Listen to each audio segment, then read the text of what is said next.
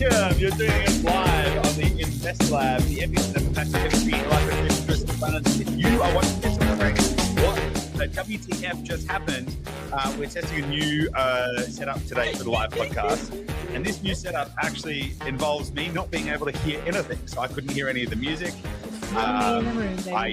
Gabby's in the same room as me. I can't wear headphones. So this is a very new experience for me. So yeah, so that was fun. How are you, Gabby? I'm good. I'm constraining the inner book, so I'm good.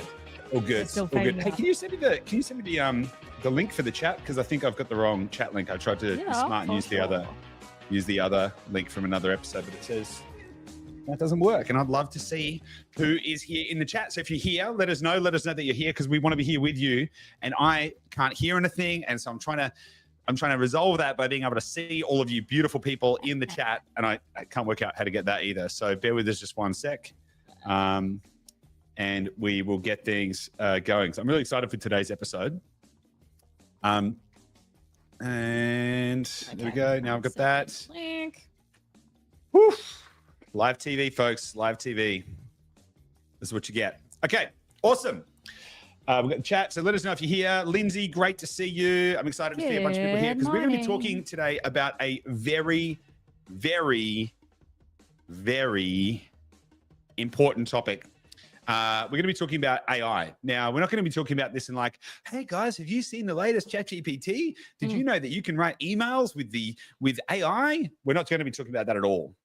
We're actually going to be talking about how AI is going to fundamentally change, how it actually already is fundamentally changing our entire species, and how it is going to continue to do that. It is the single largest issue.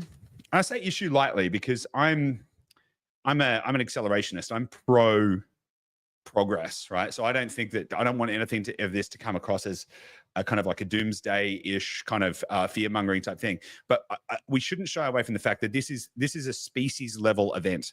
This is an evolutionary progress event, unlike anything that we have ever seen before. And I don't think that people are understanding the level of change that is already happening and that is going to continue to happen. And I don't think people understand where this is going to go. And if you don't understand the environment you're in, how can you possibly make good decisions?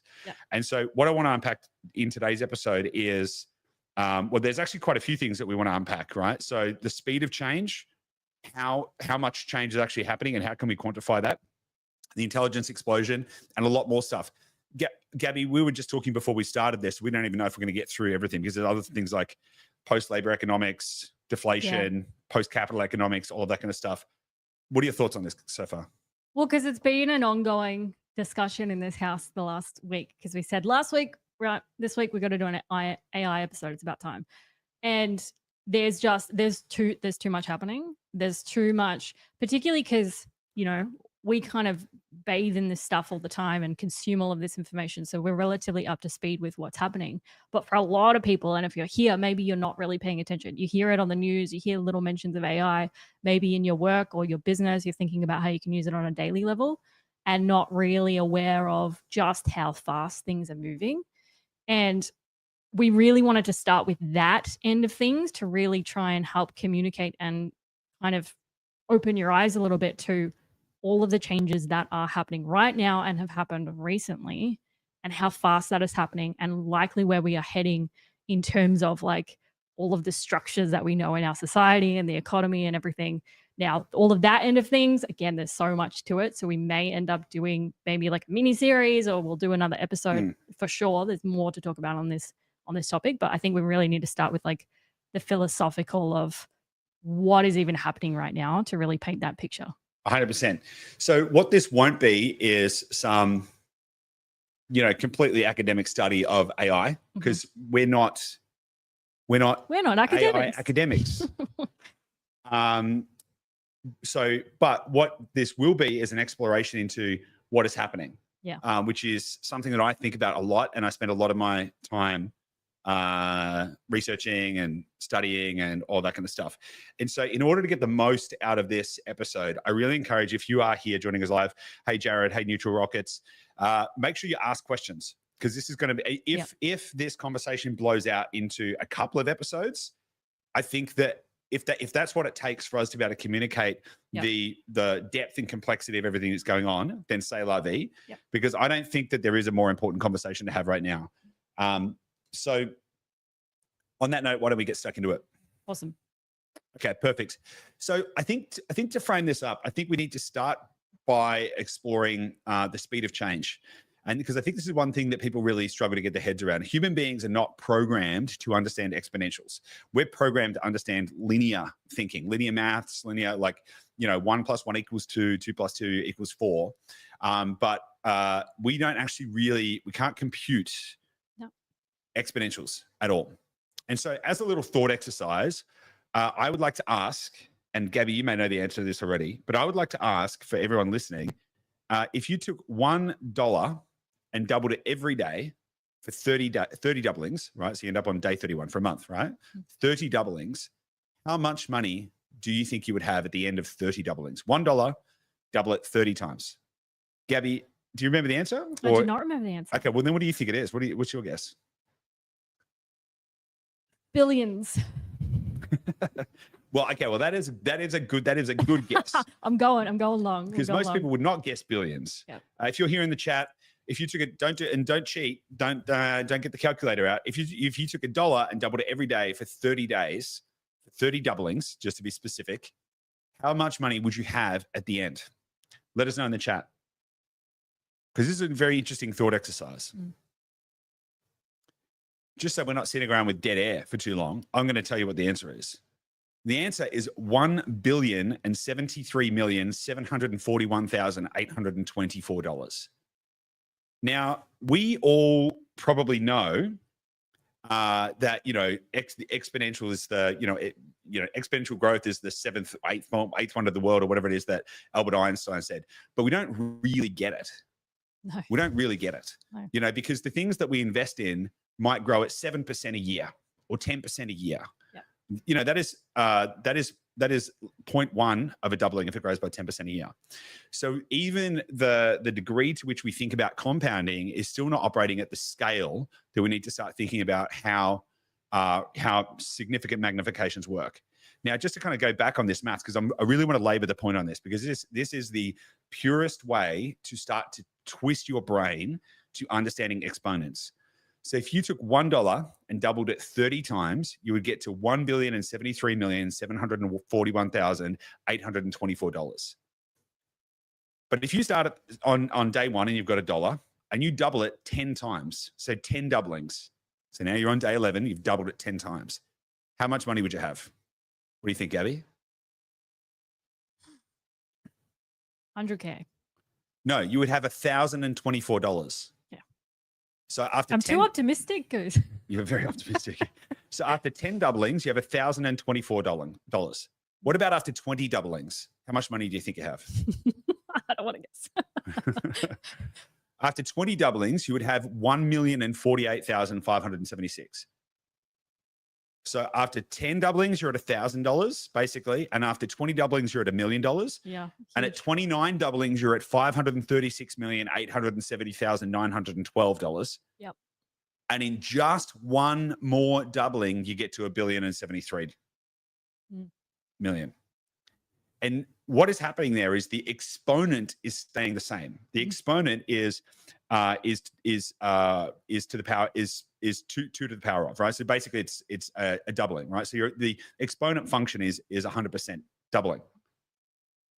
And so the speed of change is not, the rate of change is actually not changing. The rate of change is a doubling, or the exponent is just a doubling, but the actual step changes become more and more significant over time. Now that assumes that the rate of change is a doubling, stays the same. Now you can imagine how much crazier that gets if the rate of change increases as well. And over the period of our more recent history, like we've had kind of these growth curves in the past, but they've just never been this fast. And so one of the major kind of technological compounding forces or laws that has kind of existed in more recent history is a law called Moore's law. Now, Moore's law basically was a theory which proved very true for a very long period of time, that predicted that transistor counts would double every 8. So the memory or processing power of a chip of a transistor would double every 18 to 24 months. Right. So basically, the computing power of a microchip would double every 18 to 24 months, and that basically held true for about 50 years, and that drove a huge amount of progress. So that was kind of a rule that held true as we invented mobile phones and computers and everything. That's why things got more powerful and got smaller, because it's actually a little bit more to the law. It's like the size of the chip would halve and the processing power would double or something like that. There's a little bit more to it than that. But basically, things would get twice as powerful and half as big, right? So over a period of time. And that kind of broadly held true. And that's why that's why we've gone from having the very first computers were room-sized computers. And now, in the palm of my hand, I have more computing power than NASA had when they sent the astronauts to the moon, right? So these kind of exponents already exist in our world, but not to the same degree as what is happening with AI. And so we have a track record of particularly of recent times, of things speeding up. Moore's law has broken down because we're actually now going faster than Moore's law. So Moore's law held true for a very long period of time, but it no longer holds true. And so what we're looking at now is we need to start measuring things in a sort of slightly different way. And by the way, Gabby, I'm going to do my best to try and keep this accessible. Yep. But if you need to slow me down at any point and kind of just like make sure I dig into things, please do. Just interrupt me. So Moore's law kind of guided technological progress, and you could map Moore's law in a very systematic way over the last 50 years against technological progress. It mapped almost perfectly up until recently. Now, what's changed recently is changes in chip technology and AI and a whole bunch of other stuff. And so the way we need to think about things now is not just in transistor capacity or microchip capability or microchip processing power. It's actually in with defining technological progress on a different lens, particularly as it relates to AI specifically. The better way to define it is actually a term called effective compute. Now, effective. You asked me before we started, what is compute? So do you want me to just kind of explain that? Do you have a definition ready? I have a definition right here. Right? Yeah. So I was like, better get ready, right? So, well, just quickly, it's a fundamental concept within this whole conversation, right? So I think it's important that we clarify this stuff, and I'll do my best to kind of like highlight little things to double click on. Yeah, totally. So just to kind of break it down, so I'm not just kind of like shooting from the hip here. Compute is a broad term that generally refers to the act or process of performing calculations or executing instructions using a computer or similar device. Yep. Basically, right? So compute is a function of the process of performing calculations or executing instructions, right? Mm-hmm. Now, effective compute is more than just the raw compute power. So if we talk about raw compute power, i.e. the ability to process computations and follow instructions, raw compute is typically measured in a term called flops. Now, flops, and by the way, we're already going a little bit wonky here. When I say wonky, like academic here, so bear with me. I think this is very important stuff to kind of know and understand and get your head around. Mm-hmm. So flops stands for floating point operations. And to give you a definition of a floating point operation is a single calculation involving real numbers with decimal points, like 1.234 times 5.678, right? So it is a computational function. Mm-hmm. Now, that is at the core of raw compute. It is a computational function because computers typically compute numerical values, right? Even in an instruction context, Mm-hmm. they're processing zeros and ones, and it's a little bit more complex than that now. But flops is a measure of raw compute power. But that only measures the kind of like brute force compute. When we think about effective compute as it relates to AI and AI progress, we need to factor in, or effective compute, the term actually factors in all of the different measures of AI progress and what AI can do. So it's hardware scale, it's algorithmic efficiency, and it's also model architecture. So it's not just raw flops or flop capability. It's actually chip efficiency, it's hardware improvements, it's training and scale improvements, it's all of these things, like making the models smarter, all of this kind of stuff. that actually transforms effective compute on a much higher level. So we're actually scaling up our ability to compute in a very significant way. Does that make sense so far? Yep. So, and by the way, let us know in the chat if you guys have got questions as well. We'll try and answer this as we go through, because I want to make sure that this is landing with people. So, and I'm gonna probably spend time going back over and over and over the same things over again, just to make sure we can keep recapping. So we've already covered the fact that the compounding effect is way more exponential than people realize. And when we think about AI, the effective measure that we want to look at, or the best measurement we want to look at, is effective compute. So what is the growth of effective compute? Because that kind of captures many parts of the value chain, not just pure raw compute capability, which is flops, but it also factors in things like advancements in chip architecture, model design, algorithms, all of these things that can make training faster, smarter, better, all of this kind of stuff, and can help us to accelerate faster. And effective compute is kind of like the real driver of AI capability. That's the easiest way to kind of think about it. Mm-hmm. Now, what I want to do now is I want to, anchoring back to that original example of $1 turns into over $1 billion in 30 days. I now want to explain the rate of progress and change in AI in some real terms. And I'm going to use some wonky stuff in here as well. So since 2012, sorry, just to kind of zoom back out, effective compute at the moment is increasing by many estimates by as much as 10x a year, right? So if we go back to the start, so if we said $1 doubles every day for 30 doublings, you get to $1 billion. What if instead of doubling it 10x'd?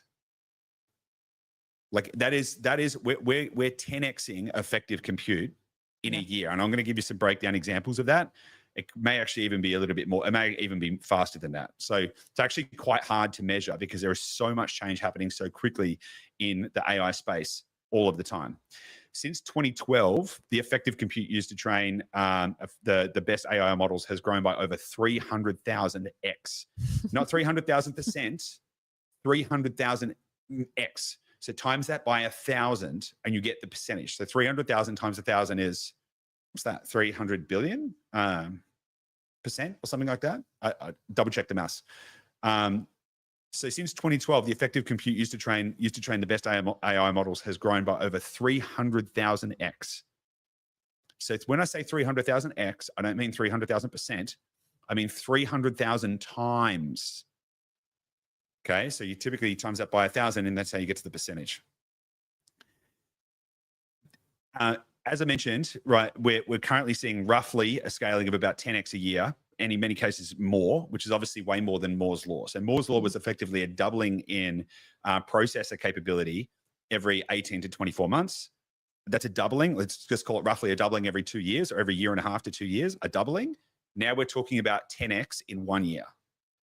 So if you zoom out a little bit and just think about all of the technological change we've had in the last, say, 50 years, like the advent of the internet, mobile phones. Like Gabby, you and I have spoken.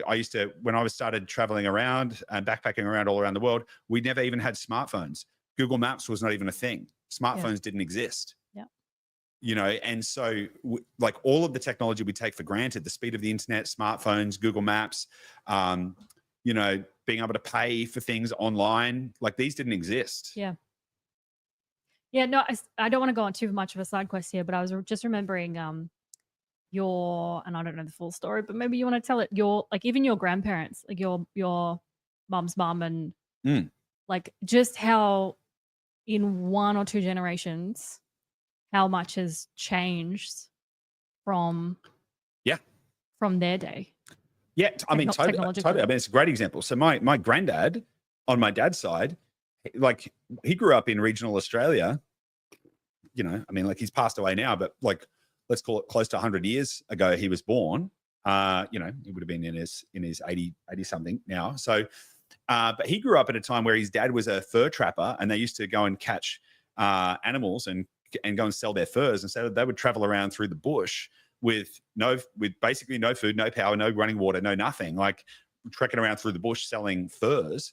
And my granddad used to chase rabbits down by foot and catch rabbits by foot which, by the way, if anyone wants to know how to do it, you run around in circles and they can't tell that you're getting closer to them. You spiral in. That's how you catch them. But like that's just such a fundamentally different world. That was before telephones were proliferated, all of that kind of stuff. And that's before microchips, by the way. But if we just think about the microchip evolution from, say, the 60s and 70s through to today, that completely changed our entire world. That gave us computers and mobile phones and the internet and satellites and, advances in medical technology and so much more. And that was on the basis of a doubling of capability roughly every 18 to 24 months. So just try and contextualize for a minute. That's a doubling every 18 to 24 months. And what we're talking about now is 10x or more progress in every 12 months. Yeah. We are not talking about the same thing. Yeah. This is not like, no, we get technology. Technology improves all the time and it gets better. This is an order of magnitude step change. It is a complete upending. It's a complete twisting of our trajectory as a species. You're going to hear me say that over and over again, because this isn't like, oh, our computers are going to get better. This is a fundamental change to the entire way we are going to live our lives now and into the future forever. This is a species changing event. My personal point of view, just to get a little bit side on the philosophy side of it, is I actually think that this is actually the natural evolution of our species. But that's a whole nother conversation. But this is not like, hey, we've invented a better computer or we've invented a faster computer. This is a fundamental shift, a tectonic shift in how we're going to continue to operate on the planet. How does it compare? Like, how does what is happening with AI and the speed of change, how does that compare with, say, the internet? That is a good question, and I wish I'd prepared some numbers on that. Just generally, rather than it's way faster. So I actually did have some numbers on that. I mean, the internet took decades to proliferate to get to like 100 million users, and ChatGPT took a couple of months. Yeah, so the speed of adoption, speed of adoption is probably the right way to think about it. Yeah, speed of adoption.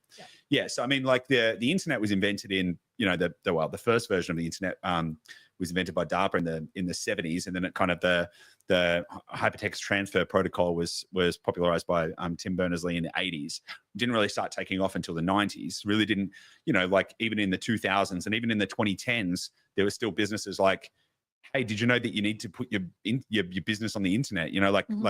Internet adoption is still been progressing. Yeah. So AI is several orders of magnitude faster in terms of adoption and expansion in actual integration into society than the internet. So ChatGPT got to 100 million users in, I think it was 3 months, which is the fastest adoption of any technology ever. And I'm pretty sure, and I think for the internet to get to 100 million users, don't quote me on this, and I can look at it, but I can look it up, but I think it was a couple of decades. Don't quote me on that, but it was a lot longer. Yeah. And so going back to this effective compute growth, I really want to anchor in here. And I'm going to walk slowly through this because I want everyone to try and understand it. And so hopefully I'm not going too slow. I hope that doesn't get too boring. But as I mentioned, since 2012, the effective compute used to train the leading AI models has grown by 300,000x. And now we're seeing up to 10x a year. GPT-4, now remember I spoke a moment ago about flops, floating point operations? Yep.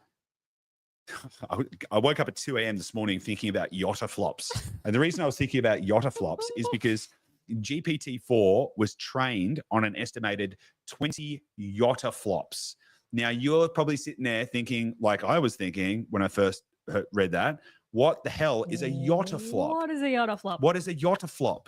Right? So if a floating point operation is a single calculation involving real numbers with decimal points, what is a yottaflop?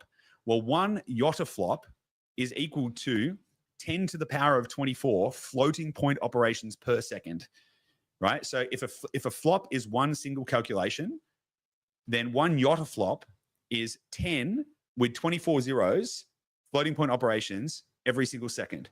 So 10, 24 zeros, that big number, that's how many computations it's performing every single second. That's one yottaflop. That's one yottaflop. GPT-4 was trained on 20 yottaflops.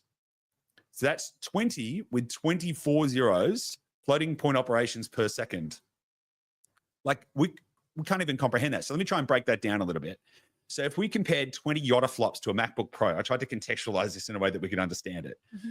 So if we compared training ChatGPT-4, which took 20 yottaflops to train it, estimated, to training, if we tried to train ChatGPT-4 on a MacBook Pro, that would take the equivalent of, if we used MacBook Pro M3 Max, like the best version of the MacBook Pro, the most powerful version of the MacBook Pro you can get, just to kind of put this in context, it would take it would take 13,960 years of continuous full capacity computation with one MacBook Pro.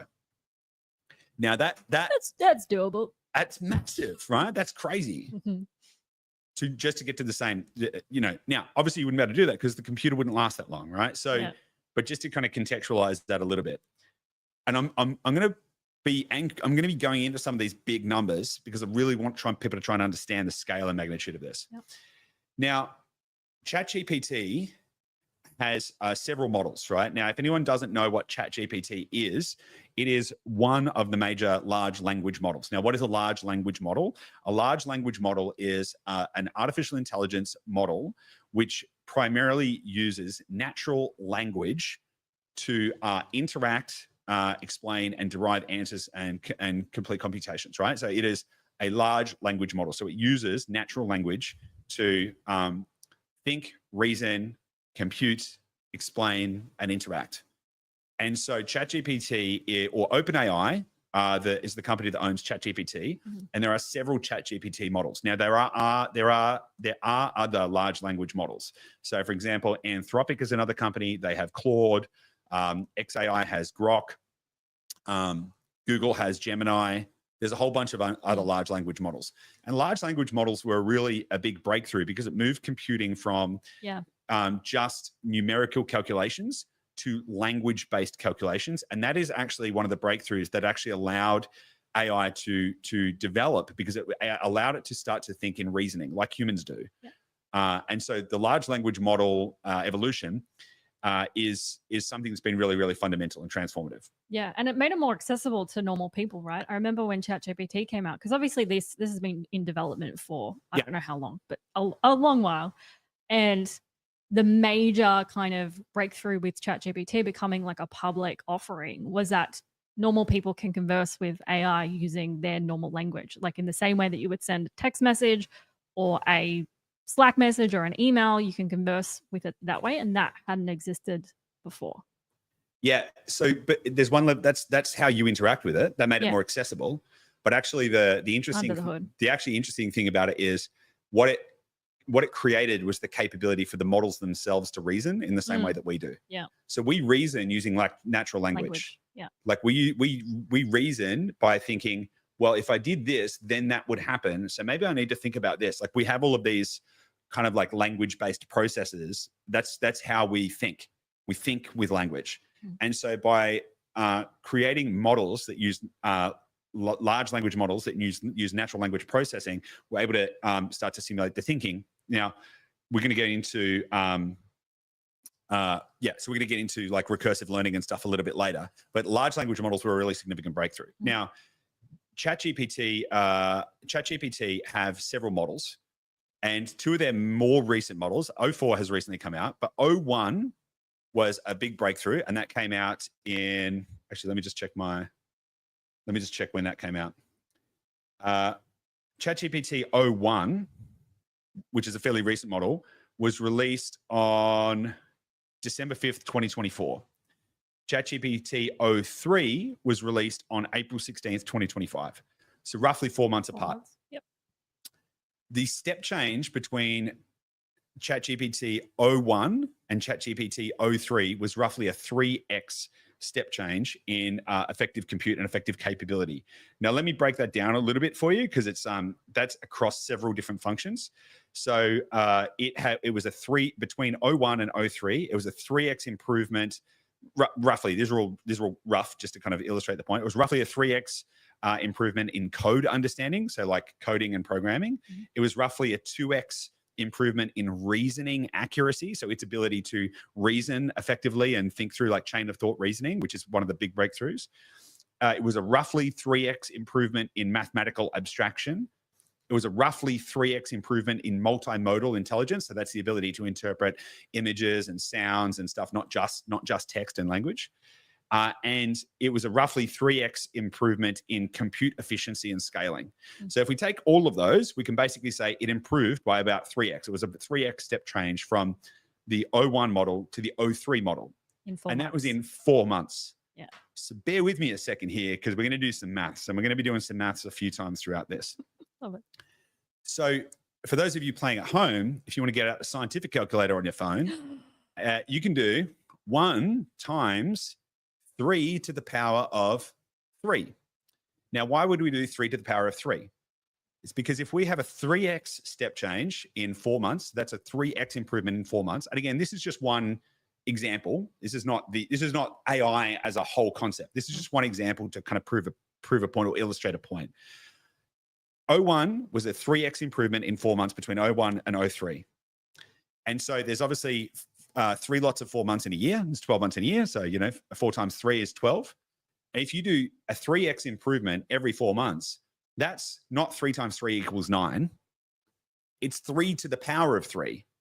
It's 3 times 3 times 3. Not 3 times 3. And so 3 times 3 times 3 is actually 27x. Not a 27% improvement, not a 270% improvement, not a 2,700% improvement, a 27x improvement. 27 times on an annualized basis.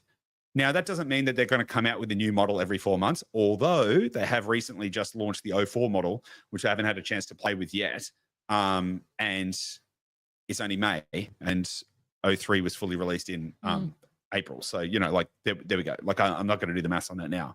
But that is a 27x annualized step change improvement between those two models. Now, going back to my point earlier, Moore's law was basically a doubling in compute capability or every 18 to 24 months. This model step change is equivalent of a 27x, not a 2x, 27x. So that is whatever, 10, 13 times more than Moore's law, which dictated all of the technological progress we've had over the last, say, 50 years. Yeah. Moore would be freaking out right now. More, yeah. Old mate Moore would be. My law is broken. Yeah. He would not want any more, right? No more for more. And so this is absolutely insane, right? So this is accelerating at a speed that most people are not comprehending. Now, let's go back a second. 1 times 2 to the power of 30, right? So take 1 and double it 30 times. 1 times 2 to the power of 30 is over $1 billion.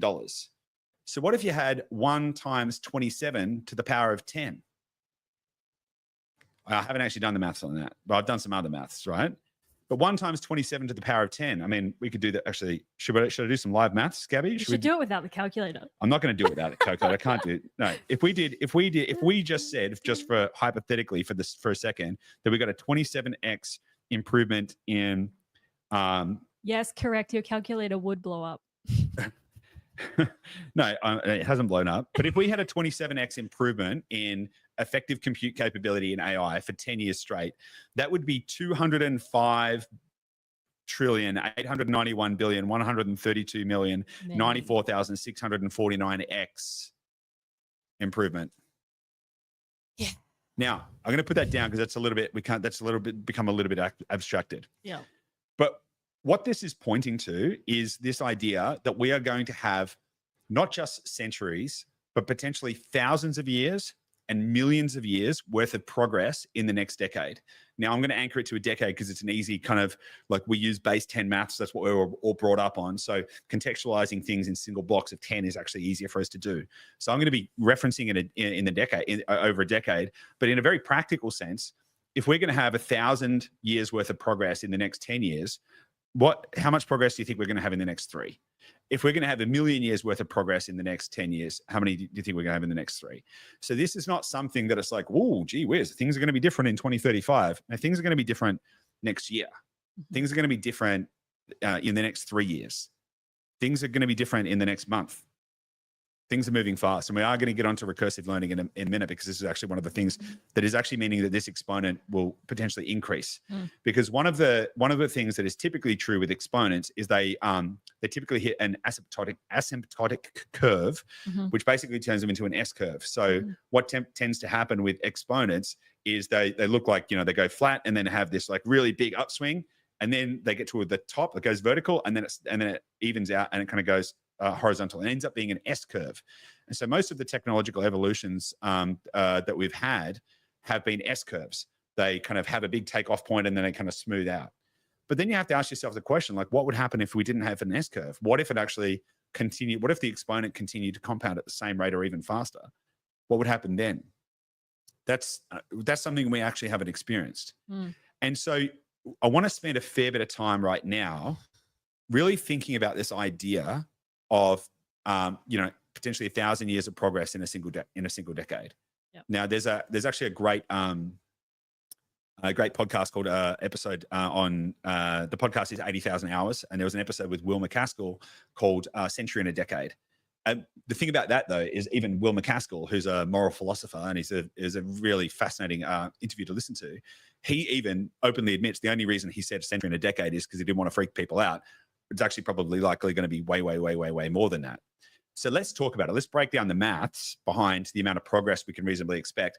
And then let's break it down to like why this is going to be societal change progress and not just better computers. Because we could sit there and be like, oh, so we're going to have like 1 million times better computers in the next year. Oh, that's good.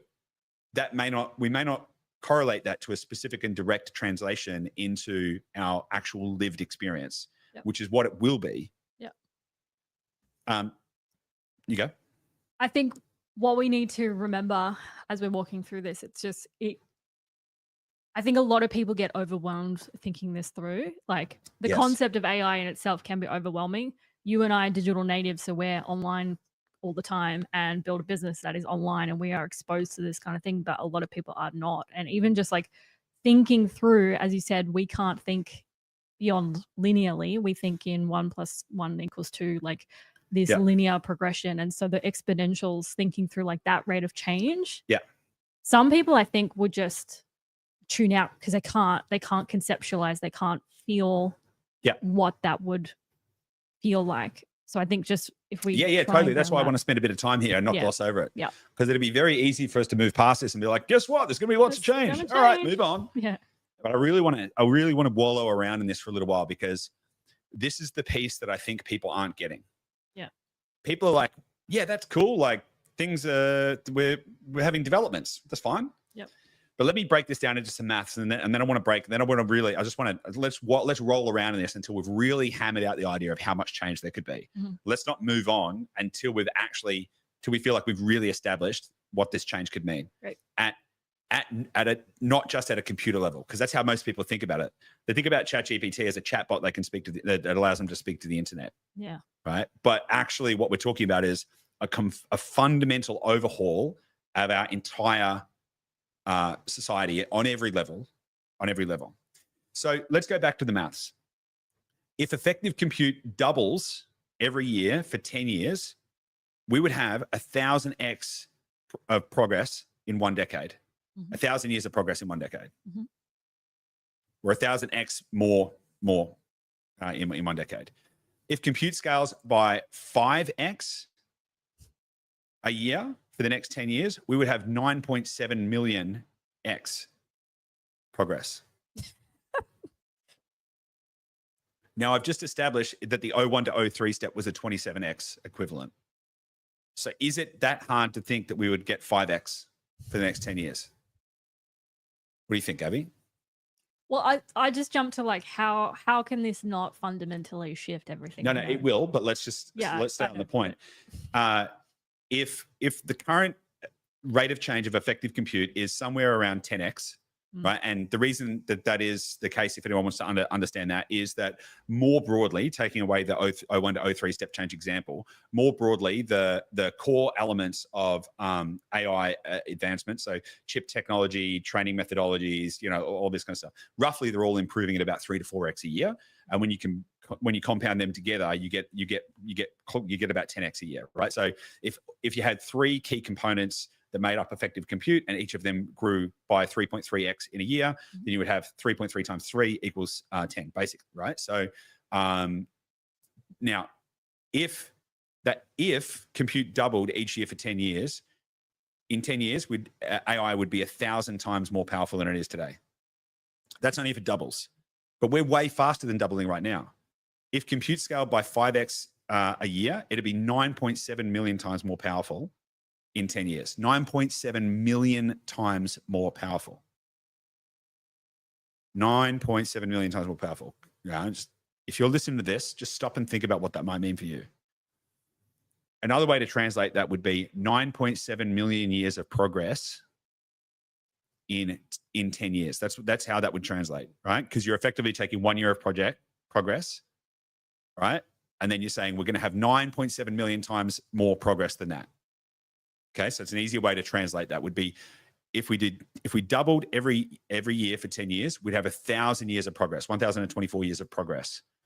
If we did 5x improvement every year for 10 years, we'd have 9.7 million years of progress. If we had a 10x improvement for 10 years, we would have over 10 billion years of progress in the next 10 years. Now, that is very hard to comprehend. It's very hard to comprehend because we haven't experienced anything even closely, remotely like that in our life. Our species, and this is what I'm saying is it's a species level event, right? Our species has not come across anything like this ever. We've never had that much change. There's no moment in the entire timeline, anthropological timeline, or geological or anything that has ever experienced that much change. And so if we can, even if we just use I don't know if it's going to be 2x a year, 5x a year, or 10x a year, but I think we can reasonably easily deduce that it's going to be thousands or potentially even millions of years of progress in the next 10 years. Do you agree with that, Gabby? I would agree with that. I can't hear you. Did that come through? I would agree with that. Okay. It sounded like you just said nothing, and I was like, is there something wrong? Okay. So now the thing is, and I'm going to get to how this breaks down as well, because this is not just, again, this isn't just like computer, like better, smarter computers. Yeah. But this actually breaks down into, this actually translates to the real world. So let me use an example in terms of scientific progress.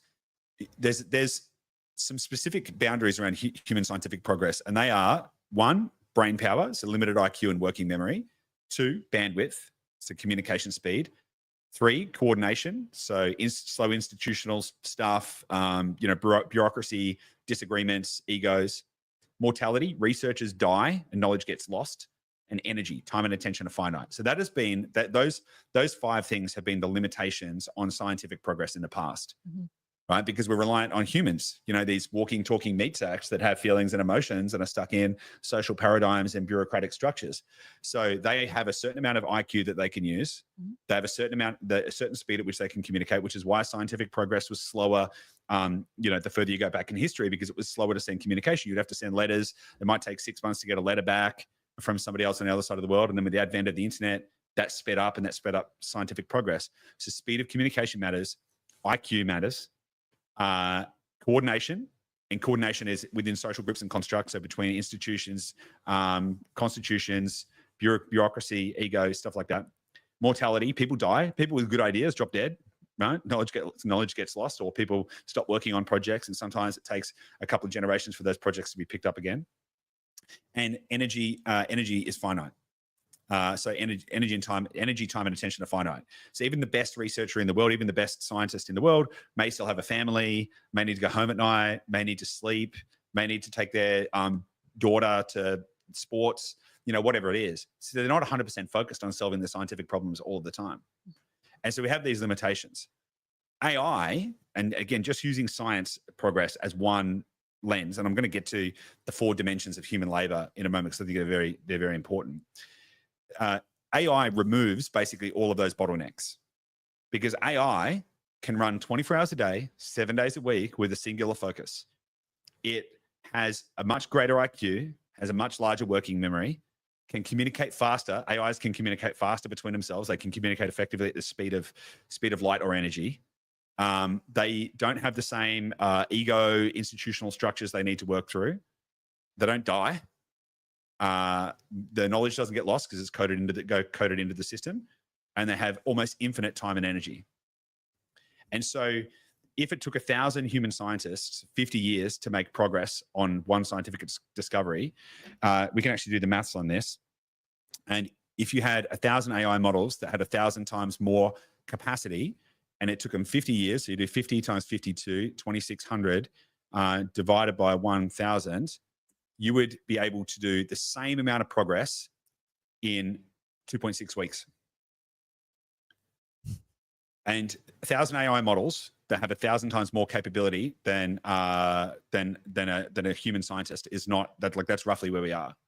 So we can already start to edge closer. Maybe it's not a perfect analog, but that's pretty close. And so I'll get to the 4 dimensions. I'll get to the 4 dimensions of human labor in a moment because I think that's going to be a real fundamental kind of piece of understanding to walk away with. But if we just stick on this concept of, let's just call it 1,000 years of progress in the next decade. Let's just try and dimensionalize it to 1,000 years, even though the evidence points to the fact that it could be millions, right? But let's just say 1,000. A century in a decade. Yeah, well, millennia in a decade. Millennia in a decade. Yeah, a millennia in a decade, like 1,000 years. Yeah. So if we had 1,000 years worth of progress in the next 10 years, which, by the way, just as a little reminder, would only require a doubling of compute capability, which is, we're already way faster than that. But if we had 1,000 years worth of progress, what's happened in the last 1,000 years? Well, let me give you a snapshot. 1,000 years ago was the year 1025. The Mayan civilization in Central America was still around. It was declining, and the Toltecs and the Mississippian tribes, they were societies, they were thriving. The Song dynasty ruled China. The Islamic Golden Age was flourishing. Feudalism was still around in Europe. The life expectancy was 30 to 40 years old. There was no electricity, no machines, no industrial processes. Transport was by foot, horse, or boat. Warfare involved swords, bows and arrows, and rudimentary siege engines. Medicine was based on superstition or ancient texts. Surgery was rare and dangerous. Food was seasonal, local, and often insufficient, and famine was common. Some of the things that have happened over the last 1,000 years: the printing press, the scientific method, electric engines, computers, the internet, AI, obviously, germ theory, vaccines, antibiotics, surgery, genomics, public health as an entire concept, democracy, human rights, legal systems, the abolition of slavery, universal suffrage, education, free public education, or education as a core principle, industrialization, the Industrial Revolution, global trade, the digital economy, the internet, mass media, cinema, philosophy. All of this stuff has happened in the last 1,000 years. We went from thinking that the Earth was the center of the universe to walking on the moon, and now we could potentially start thinking about building Dyson spheres, which we'll talk about another time. So just imagine all of that progress. Imagine if you took a king who was sitting on the throne in Europe 1,000 years ago, and then in the space of like a decade of his life, forced all of that change upon him. Like, all right, he believes that his entire world is ruled by superstitions and religion and all of this kind of stuff. And I'm not trying to lambast religion or whatever, but like, he lived in a kind of like a completely different. And then all of a sudden, there was machines that took people to the moon, and we'd invented, the scientific method, and like, it's crazy. Even if you look at the last 100 years, if we just take that as a kind of like a simpler analog for people to kind of wrap their heads around, in the last 100 years, so 1925 to now, women's right to vote, the rise and predominant fall of communism, to Second World War, Great Depression, the advent of the internet. Like, think of all the things that have happened in the last 100 years. And imagine if that all of that progress happened in the next 10. Is that sinking in? Is that landing? It is. I think thinking that through of like, imagine the last 10 years, if we, obviously everyone's already gone through a lot the last 10 years, but if you, 10x that, like condense that, the amount of just fundamental understanding that would need to happen in your brain to be able to handle that is wild. Totally. Yeah. By the way, you asked earlier about the internet, and I did actually have some notes on that. So other we've obviously gone through technological advances before as a society, but the printing press, which was one of the biggest technological advances of our species, took over a century to scale across Europe, not even across the world, just across Europe, took over a century. Electricity took 30 to 40 years to become widely adopted. The internet took about 15 years to be widely adopted. ChatGPT reached 100 million users in 2 months. Right. So this is how much these waves, these transformational waves, are starting to collapse down. So let us know in the chat if this is making sense to you guys, if this is landing, because this is going to translate, by the way, and I'm going to jump to the 4 dimensions of human labor, because I think that's going to be relevant. Then we can talk about how AI scales itself. Also want to talk about the fact that AI could be the last invention that humans ever make, right? Because that's a very big concept in and of itself. So this is going to translate to way more than just, as I say, fancy chatbots on the internet. This is going to permeate into every aspect of human life. I've been thinking about this idea over the last week or so around the 4 dimensions of human labor. Now, they're not the 4 dimensions of everything that makes us a human, but they're the 4 dimensions of human labor. And there's a whole other conversation that we may or may not get to today, which is, post-labor economics, and, when capital no longer needs labor, how does labor get capital? It's related to that, but I think it's relevant to talk about now, because this actually helps to illustrate how AI is going to not just be a funny thing on the internet, and actually translate into real life transition. So the 4 dimensions of human labor are intelligence, empathy, strength, and dexterity, very broadly. Now, maybe it's not an actually 100% perfect framework, but it's useful. It's useful. Can you say those again? Intelligence, empathy, strength, and dexterity. Now, on the intelligence front, and this is all the knowledge worker stuff, right? On the intelligence front, GPT-4 scores 155 IQ. The average IQ across the planet is 100. By definition, the average stays at 100 across all measurements, right? So it adjusts. So GPT-4 scores 155 IQ. So it's already a genius. But the thing is, it's not just a genius in one area. It's a genius. It's a polymath. It's a genius in like every area. And they're getting smarter. Now, by the way, let's do some maths on that. So let's say you have 155 IQ, and let's just say it gets 3 times smarter per year for the next 10 years. Just 3 times smarter. So 155 times 3 to the power of, okay, I can't do it. 155 times 3 to the power of 155. Okay, I can't do it. I can't do it now. I'll get distracted. But if that doubles, it goes from 155. Even if it just doubles every year, so it goes from 155 to 310. It goes from 310 to 620. Right? And that's in 2 doublings. Right? Then we get to 620 IQ. So on the intelligence front, GPT-4 already scores 155 IQ, and ChatGPT is not the only model, but it's a useful reference point. It's already passing law exams. It's scored. Actually, let me find it. I can't remember. It's scored in like the upper, I think, 10th percentile in passing law exams, writing code, generating strategies, all this kind of stuff. So GPT-4, AI is already smarter than humans. On the empathy front, because people go, oh, well, yeah, it might be smart, but surely it's not as good as human connection. Well, actually, all of the studies are showing that AI in almost every study proves to be more empathetic than humans. So they did a big blind study comparing human doctors to AI doctors, and AI doctors, I don't have the exact study here, but from memory, it was something like they were 30% more empathetic. AI doctors were 30% more empathetic than the human doctors, measured by the patients, which is crazy. AI therapists are already starting to take over. More people are adopting AI therapists, even just using ChatGPT as an AI therapy substitute, than actually going to therapists. Why? Well, I'm not sure if anyone's tried to go to a therapist anytime recently, but it's really daunting. You got to meet someone, you don't know them. You might feel like they're a bit judgy. You need to make sure you have a personality match. There's all of these kind of second and third order layers. But when you have an AI who just listens and is smart enough to know how to ask the right questions and do all that kind of stuff, you have judgment-free, friction-free, fear-free therapy. And so empathy has always been seen as being a very uniquely human trait, but it's becoming like a massively embedded feature in AI. It's actually becoming more empathetic.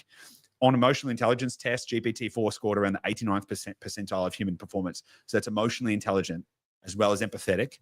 And in the theory of mind and social reasoning tests, GPT-4 matched or exceeded human participants in those tests. So on intelligence, AI is already smarter than us. On empathy, it's already proving to be better than us, probably because it doesn't have as much ego, right? Yeah. So then we've got intelligence, empathy, then we've got strength and dexterity. We know that machines have for a very long time outperformed us on strength. Now you can infer speed in this as well, right? So cars are faster than us, motorbikes are faster than us, but that's because they have power. They have more power.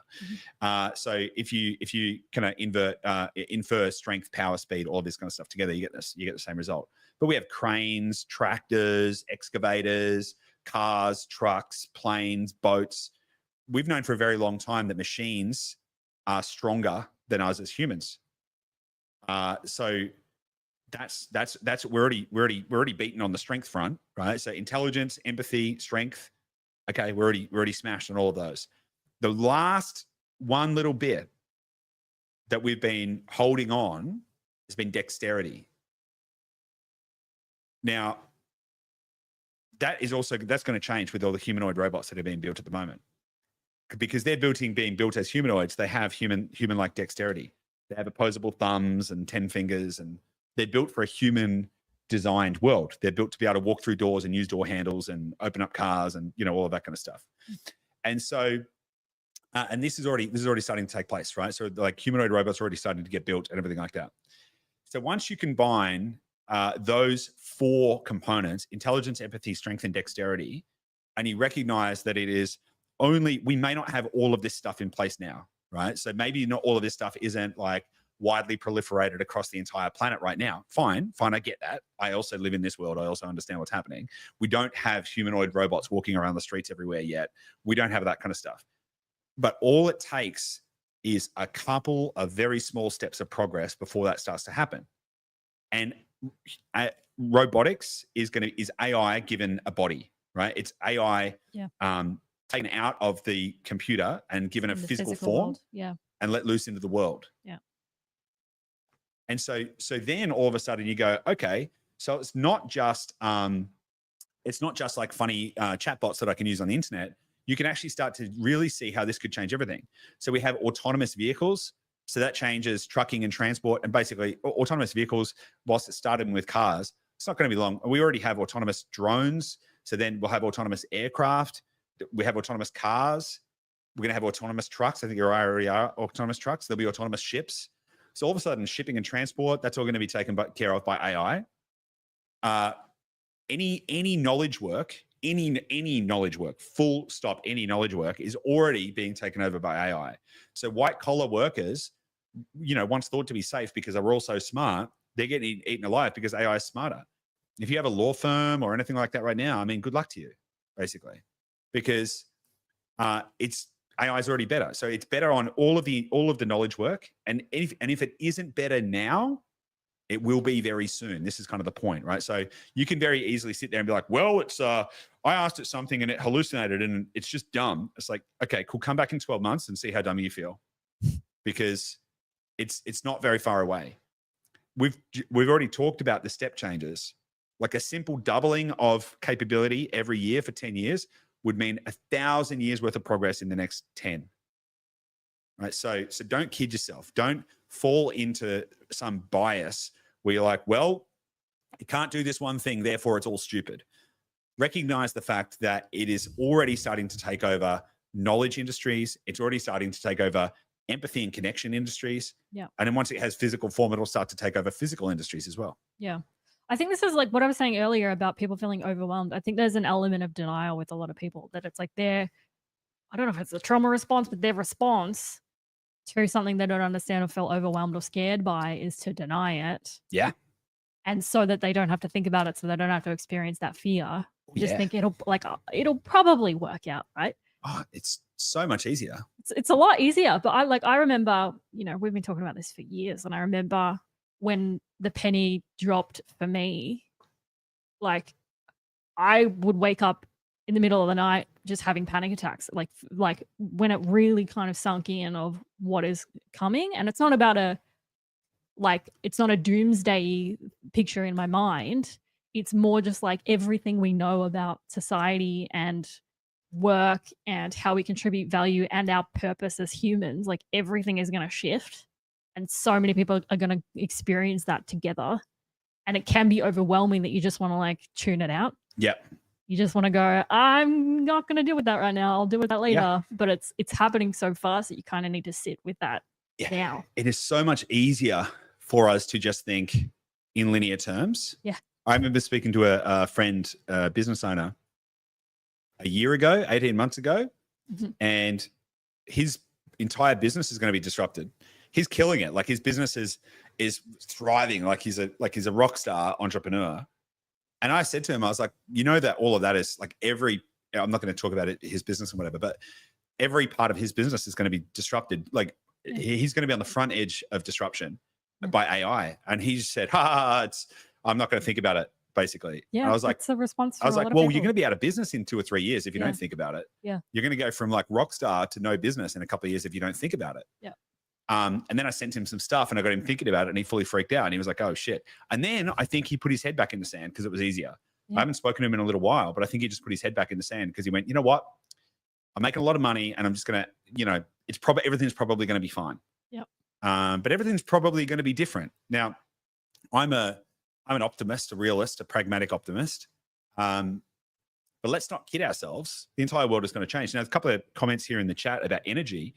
And it's a very astute observation that energy is one of the limiting factors of all of this, But as AI gets smarter, then it is able to work out how to solve problems better, and it can solve all of the energy problems. And this starts to get into the recursive learning stuff. And so I'll check in with you before we go into the recursive learning stuff. But there's another comment here in the chat from Braden. Is AI currently able to solve problems or just inputs? Isn't it just as good as the data feed? No, it's actually able to solve problems now.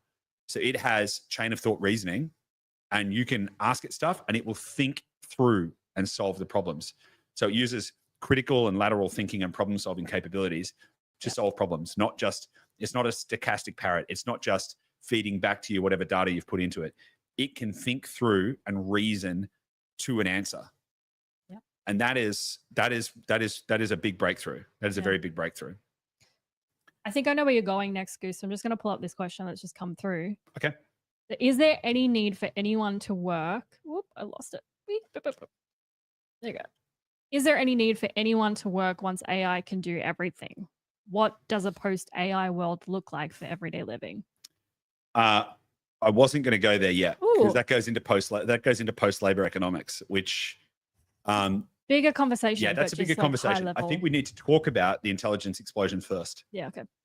So what we've covered so far, just as a bit of a recap, we've covered the speed of change, the scale, and the exponent that we're moving on. So we're moving it at a faster rate of change than we can even comprehend. And in fact, faster than most people realize, which is why I've tried to take the time to really illustrate this.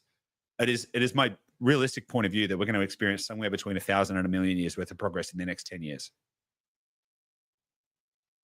Now, there are going to be some limitations on that on the physical front. So like what is the scale capability of robotic hardware? what's our energy capability and all of that kind of stuff. And if we look at how we solve those problems, so just to go back, well, I'll finish that thought. So if we look at how we solve those problems with today's thinking, we might think to ourselves, oh yeah, well, that's going to take ages. But the thing is, we are not the smartest people on the planet anymore. Yeah. We're not the smartest things on the planet. The AI is. And so we've covered the fact that there's a tremendous amount of scale that is happening and will likely continue to happen.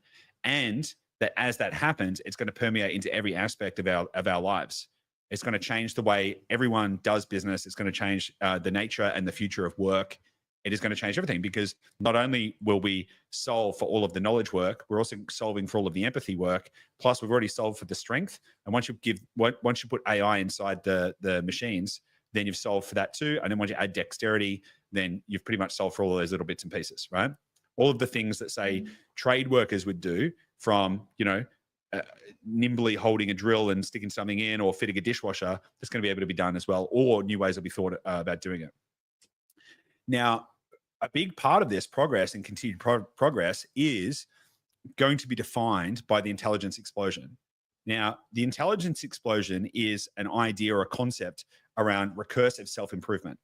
So if we acknowledge the fact that AI is currently, on average, now smarter than the average person, and they can, I say they, right? But AI can work tirelessly 24 hours a day, 7 days a week, or whatever. Now, let me contextualize that a little bit. AI agents and all of this kind of stuff, their operating function capability is limited, right? So you can only have an agent function right now that can perform a chain of tasks like 30 minutes long or something like that. But 6 months ago, it was only 5 minutes long, right? So in 12 months' time, it's now currently 23rd of May, 2025. By 23rd of May, 2026, you will have automatic computer use by agents. And what I mean by that is you'll be able to speak to your AI agent and say, hey, can you help me plan a trip to Singapore? And it'll plan the trip. And then you go, yep, that looks good. Can you go book it all for me? And it'll go book it all for you, because it will be able to go and use all of the websites and do all of the stuff. We'll have that in a year, right? So this is time stamped. So, and I'm making that point because once we, I think we'll be there in a year. But the intelligence explosion is about recursive self-improvement. And so if we accept that the AI is generally smarter than us already, do we think that if it's smarter than us and able to work tirelessly and continuously, do we think that it could think of better ways to improve itself? And if the AI can improve itself, and so if the AI makes itself smarter and therefore it's smarter AI, and then the smarter AI makes itself smarter again and again, and then again, and then again, what happens? We have an intelligence explosion, because, you have 155 IQ AI working out how to make AI 170 IQ.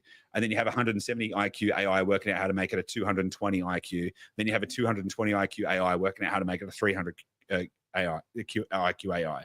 Same thing goes for things like solving for energy, because AI will know, hey, there's going to be a limitation on our ability to continue to scale up based on energy. So it's more likely to solve energy problems.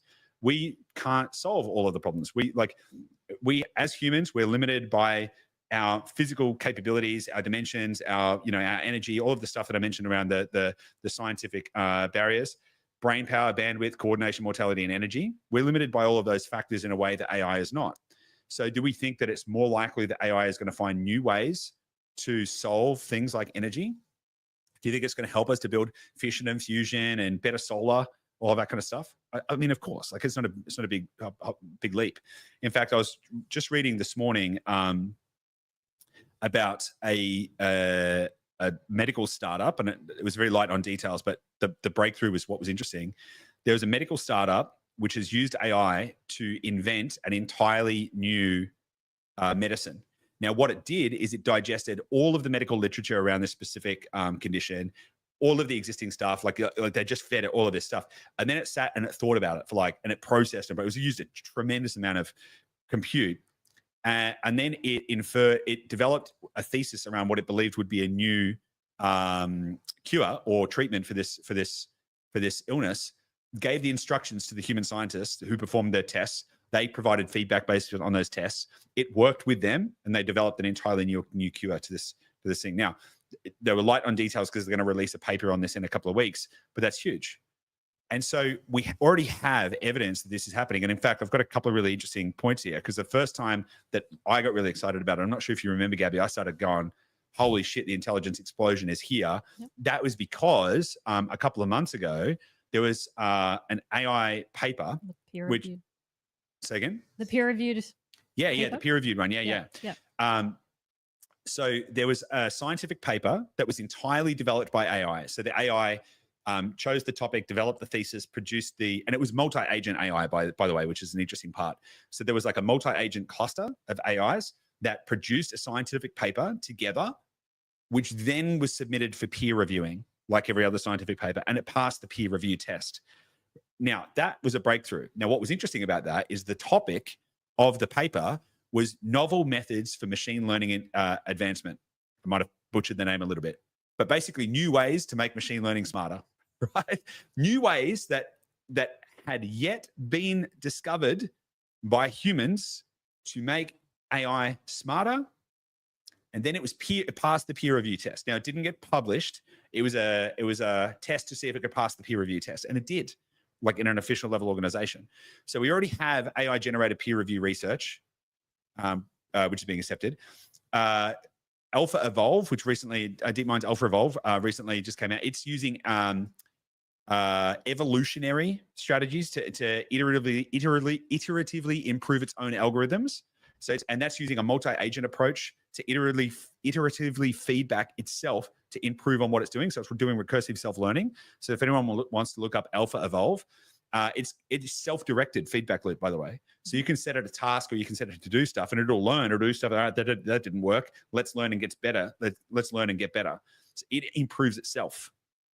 Then you've also got self-referential code modification, which is a very similar thing. So the Godel agent can rewrite its own code to enhance its performance based on high-level goals by enabling dynamic self-improvement without human input.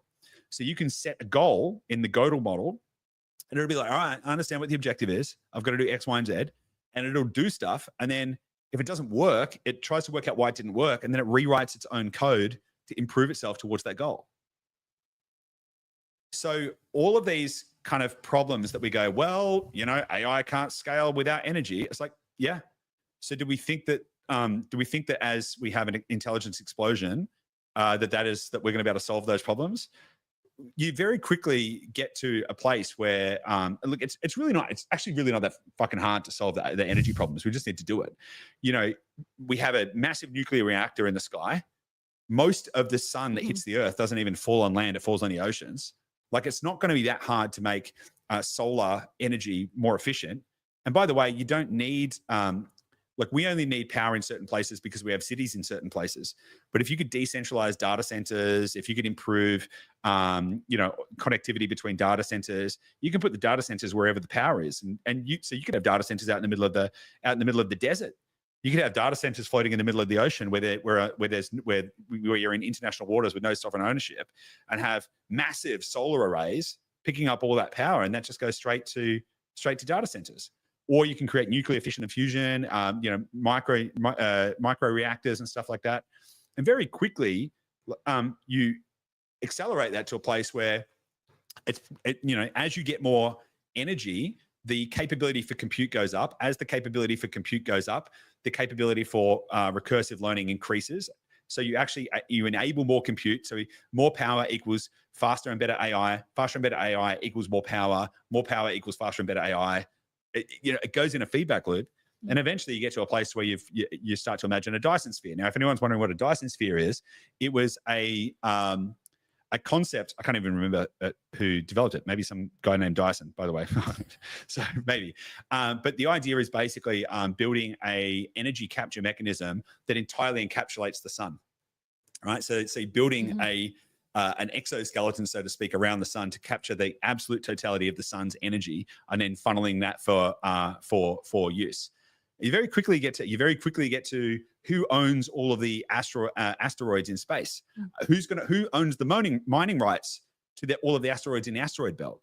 And so as the AI gets smarter and faster, it's going to be seeking more and more ways to improve its compute capability and to attract and to get all the resources it needs, whether that be rare earth minerals, or whether that be energy, or whether that be any of these things. It's going to just be chasing that, and it's going to do it faster and better than we can, because it's going to be compounding. Now, the reason that I don't think we're going to have an S curve on this, or maybe the S curve is going to be a very, very long way away, is because of the intelligence explosion. It's because of the recursive learning capabilities that are being developed right now. And remember, every excuse that you think that you have around like, well, it's not happening yet, or it doesn't seem that smart now, just remember that since 2012, we've had a 300,000x improvement in compute. There's 27x step change just in annual step change just from 01 to 03. Like, change is happening very, very fast, right? And so all of this stuff is going to accelerate, and that's going to continue. That's going to continue the acceleration curve. What do you think about that, Gabby? Again, I think it's like, if you're here live and it's overwhelming, I see a lot of questions coming through about like, what does this mean for people? Yeah. It's always going to be overwhelming sitting with these conversations and thinking through like everything that's changing and where it's potentially going. And we're not here to try and sugarcoat it and say like everything, like, you know, we'll work it out. Like, we don't know. Nobody really knows. But the best starting point is to actually like embrace this knowledge and embrace it. And then you can, like, the sooner that you know, the sooner you can prepare yourself. 100% agree. You've effectively got two options: bury your head in the sand and then you're screwed, or wake up and smell the roses and just recognize this is happening. I'm not going to sit here and say it's good or bad. I'm a, you know, I think broadly, if you bucket people into two categories, accelerationists and decelerationist, I'm an accelerationist. I'm like, okay, let's see where this goes. I think it's unstoppable. Yeah. You can't put the genie back in the bottle. There's no way. Game theory wouldn't allow it. Evolution wouldn't allow it. Yeah. Because even what I said to you the other day was about like the humanoids that are being built. And it's like, that's translating, it's transforming, it's manifesting, I guess, the digital AI into the physical plane. So it was like, well, can't we just all, you know, me being an optimist, can't we just all agree that nobody is going to create humanoid robots using AI, and then like all of these dystopian visions of the robots taking over, then that wouldn't happen, right? But it's like, it's potentially just, it's part of what's happening, so you can't really contain it. Yeah, you can't stop an idea whose time has come, right? So you couldn't possibly get every nation on the planet to agree to not use AI or to not build robots. You couldn't possibly do it. No, because all it takes is one. All it takes is one. Yeah. And this is game theory. And the economic downside of being on the losing side of that race is so severe that no country can risk it. Yeah. So the only possible solution is for everyone to race as fast as they possibly can in that direction, because the economic downside of, let's say, and I'm not trying to get political here, but like the social, political, global impact of China becoming the dominant AI and robotics force versus the US is huge, or India or Germany, or like any one country that effectively gains significant superiority. Because you've got to remember, even if you only have a 10% lead in AI capability, if that compounds at 10%, if that 10% lead compounds at 5x or 10x a year, right? Because you have a slightly smarter, if China's AI is 160 IQ and America's AI is 150 IQ, right? Like, it doesn't take long for that recursive learning to spread, and it gets far, and it extends and extends and extends, and you end up with like significant dominance of one total power. Now, that's not the only way it can go, by the way. So I don't want everyone to freak out about that. There's plenty of ways it can go, but I think there's probably 4 ways that will exist with AI. Either we'll just turn it off, but that's never going to happen, or we'll merge with the AI in some way, or we'll end up in conflict with the AI. So when I say merge with, I don't necessarily mean we'll all have robots inside our brains, but we'll have like some symbiotic, relationship with the AIs, which I actually believe is a very likely future, by the way. So I'm excited. I like the idea of like, hey, imagine if we had humanoid robots walking around. So I'm all for it. Like, so either we turn the AI off or we find a way to have it live in a harmonized kind of future with them, or we end up in conflict with the AI, or another, which I don't know about the conflict one, because I think the most likely scenarios are option 2 and 4. Option 4 is that the AI doesn't care about us. The AI gets smart enough to realize we don't matter. Like, how much do you care about the ants that walk around on the, if you see an ant out on the balcony, you don't care. You don't care. Like, you're such a superior being to the ant in many ways that you don't care about what's going on in the life of the ant. You're just like, you ignore it, you move on. Like, it doesn't really matter. And so if you think about artificial superintelligence, it may very well get to a point where it just go, humans, like, yeah, cool, like whatever. Yeah. It's on its own quest. And so I don't think that we're going to end up in some kind of like Terminator 2 style AI war. And look, that's just my belief. And maybe that's just helps me sleep better at night. Fine. But that's my structure, right? So I think that and we're definitely not going to turn the AI off. So I think that it is some version of, we continue to build harmony by building benevolent systems. And those systems can reinforce that we build the right values into the systems, which I think is very easily doable. I think that's quite a likely outcome, because if you think about AI as like children, you could raise a child with, evil characteristics, and it could end up bad, or you can raise a child with like really good values, and it can end up good. So how we raise the AI child is then going to dictate how it treats us. If you've been raised well, and again, I'm using these kind of terms very kind of generically and broadly, you're more likely to care about your parents in their old age. When they become feeble and can't take care of you, you're more likely to make sure that they're okay, right? So you're going to be benevolent towards those, those parental figures, just in the same way that we've been the parents of AI. If we treat the AI well and we imbue it with the right values, it's more likely to be like, all right, cool, like we can coexist and let me help you. AI is programmatically designed to be helpful. That's like one of the core pieces of it.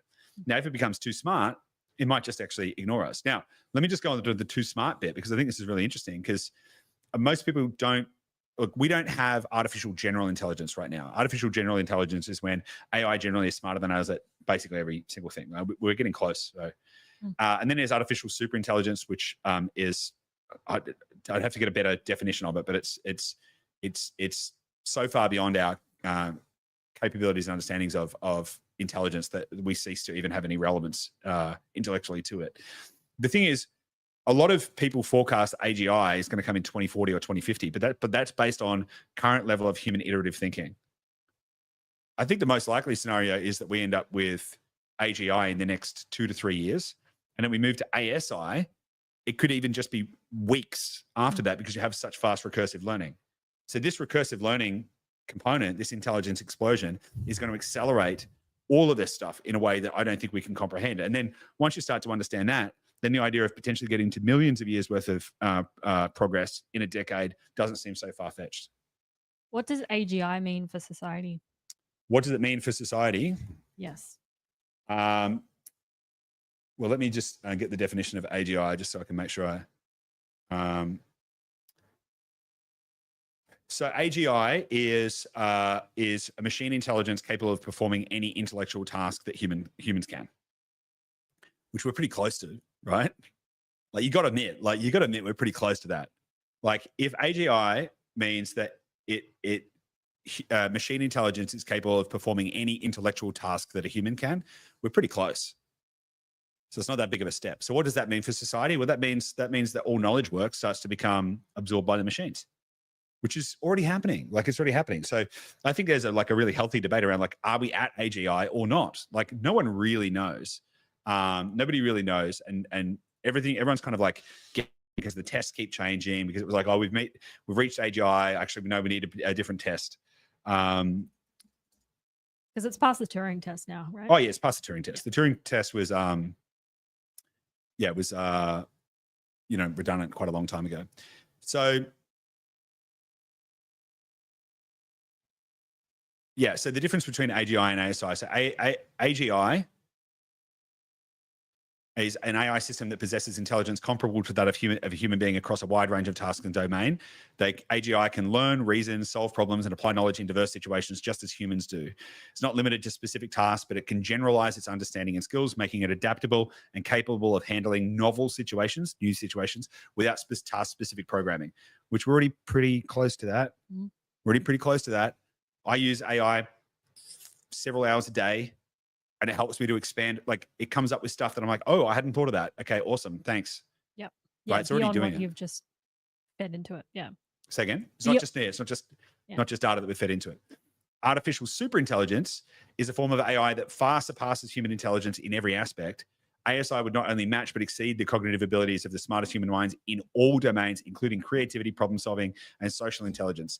ASI is envisioned as being able to rapidly self-improve and solve problems that are beyond human comprehension. But AGI is also going to be able to rapidly self-improve as well, right? Because we already maybe don't quite have AGI, and we already have recursive learning and self-improvement. So the step change from AGI to ASI is going to be very, very quick. And, one of the things that is also very true, and this has been proven in a lot of studies, is the more intelligent someone is, the more prone they are to kindness. Right. And so one of the things that should give us sort of some optimism in this is the smarter people are, the smarter societies are, or the more the IQ goes up, the more kind people become, because they become more understanding and more empathetic, and they're able to rationalize that person's not bad. They might have just be having a bad situation or whatever. Right. And so intelligence has a high correlation with kindness. Yeah. And I think that's an important thing to remember. This is actually what came to mind when you were talking about the ant analogy, because I think with take humans versus ants, we just let the ants be, because largely the ants don't, I don't understand what part they play in the environment, but ants largely don't impact our day-to-day life. Like, we can coexist.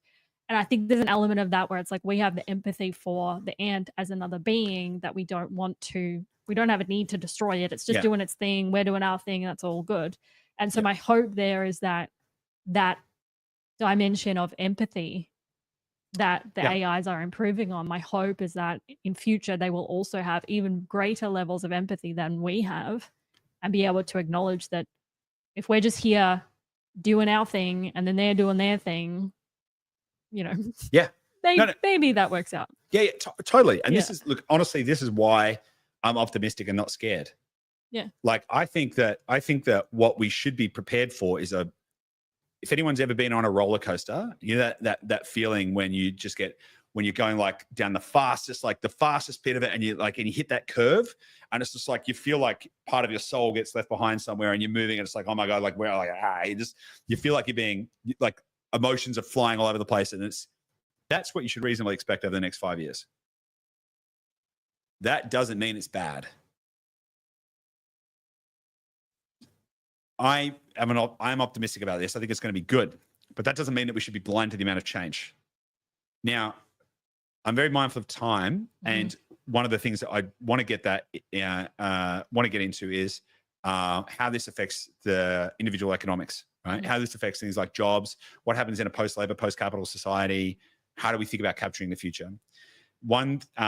So we can decide, do we want to hit a couple of questions, or maybe I can kind of give a bit of a teaser on that and a bit of a frame up. So if someone only listens to this episode, they know what to do. What do you think?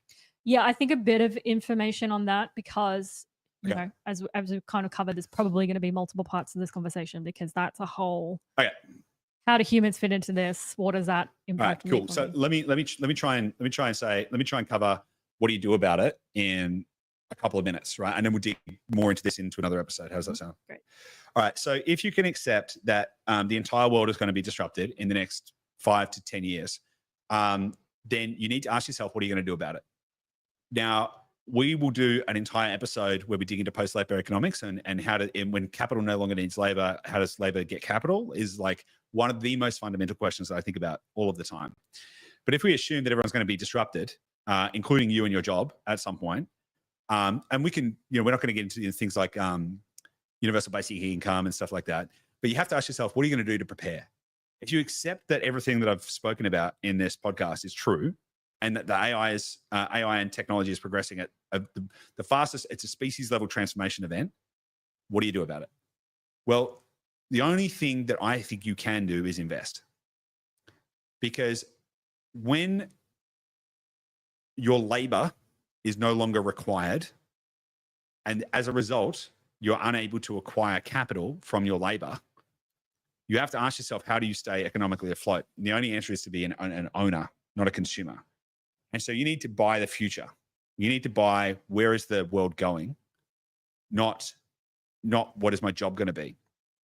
And so the way to prepare for this world, now I don't know everything that the future is going to hold, because believe it or not, I can't compute exactly what a million years worth of change in the next 10 years is going to play out like. But the best that I've got is that you need to think about how to preserve your capital and transport your economic energy through time and space. And the three best mechanisms that I know to do that is Australian residential real estate. And if you want to know why, listen to last week's episode on the super cycle thesis that I've got, because I think that even as AI disrupts the world, and even as it brings in a deflationary bomb and all of this kind of stuff, I think Australia is going to be one of those places where people are still going to push to, because it's got a great rule of law, great civil liberties, great environment, all of this kind of stuff. So I think that Australian people, whilst there are still humans will still need a place to live. But not every area is going to be, not all parts of the world are going to be created equal. And people are going to need to escape economic despair and seek economic prosperity. And Australia can use that to its advantage, and that will significantly prop up the Australian property market. So I think that aside from all of the benefits of real estate, the leverage capabilities, the growth, all that kind of stuff, I think it's actually a stable mechanism. You can't disrupt a house with AI. A house is a house. Now, AI may find new ways to build more houses at scale, but I think that's going to take time anyway. So I think that's a low disruptability outcome, and one where you can get significant upside. You can get huge upside in Australian residential real estate thanks to the benefits of leverage and all of these other things you can do. I mean, Gabby, you and I got a 15x return in 4.5 years in residential real estate. So it's massive. So I think Australian residential real estate, and that is not just talking our own book. That's not just because we have dash dots, because that's what I believe that to be true. The other thing is Bitcoin. Bitcoin is the most pristine form of capital on the planet. It's uncorruptible, immutable, transferable, portable, all of this kind of stuff. Absolutely finite, absolutely scarce, and perfectly designed for an increasingly digital age. So I think that needs to be a part of the mechanism of how you think about transporting your economic energy or preserving your economic energy into the future as well. And then the final piece of that would be what I call exponential age assets. So that's companies, projects, commodities, etc., that are specifically linked to the technology evolution that we're having. So it could be AI companies, but it could also be rare earth minerals companies. You really got to build your thesis around that. Robotics, basically robotics, space, AI, cybersecurity, these kind of things. So thinking about those. Now, the simple way to think about this as well is I think about it as a three-way hedge, because I like to manage risk. So the three-way hedge is, do I believe that if there's tremendous deflation from AI, that there'll be tremendous money printing? Yes. Well, if there's money printing thanks to deflation, then real estate prices are going to go up in Australia. Very simple, right? So residential real estate in Australia is a bet that money printing is going to go through the roof, which is absolutely core to my belief. Mm-hmm. Bitcoin is a way to take your money out of the system, so the rest of the world can fall away economically. The inflation can melt the value of your dollar, but it can't melt the value of your Bitcoin. Great. So you can take your money out of the system. So residential real estate is a bet with the system that it's going to have a melt up, not a melt down. It's not going to be a crash. It's going to be a melt up, where they print more money. So that'll make your property prices go up. Bitcoin is a way to take your money out of the system and preserve it safely and securely in a pristine form of economic energy. And then investing in exponential age assets is a way to bet into the trend of deflation, to bet with it and to own part of the future, to own part of the infrastructure and ecosystem that is building the world that we're having, that we're walking into. And I actually think that's really, really important. Yep. And having that as a three-way hedge actually gives you, and not financial advice, go do your own research or whatever, but having that as a three-way hedge for me helps me to feel safe and secure into the future, because I feel like you've got the right bets placed in the right way, that even if one of those theses doesn't work out, the other ones will. So that's my thinking. And so for anyone that's watching that has been listening or watching this since the start of the year, it may sound familiar. So we actually, somewhere in January, we did an episode just on investing in 2025. Mm-hmm. It's the same asset classes. And that's kind of because it's all of this was fueling that behind the scenes. And now we're able to kind of bring that to you and like open up a little bit more about the reasoning why. Yeah. So if you're wanting to dig into that a bit more before we get a chance to talk about it again in a future episode, I would go back and check out that one. I think it was like, I don't know, towards the end of January, but I will put the link. Yeah, investing strategy well. for 2025. I'm pretty sure it was. Yeah, that one. Awesome. Is there anything else you want to note before we wrap up? Because I think next week, again, I'm doing this thing again where I'm locking in the topic. Yeah. Well, next week, I mean, we're only halfway through this conversation. Exactly, So let's finish this conversation next week. Yep. Yeah. Cool. So this will be part one, and then we'll do part two, because next week we'll talk about